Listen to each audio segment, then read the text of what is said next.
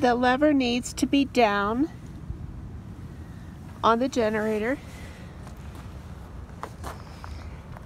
If it's cold, pull the choke out, make the circuit breakers down, and the plug only goes in one way in this spot, and then you turn it on here.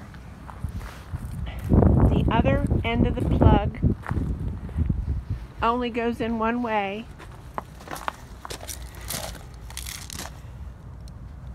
To the house. This gets flipped to the left, and this lever gets pulled down.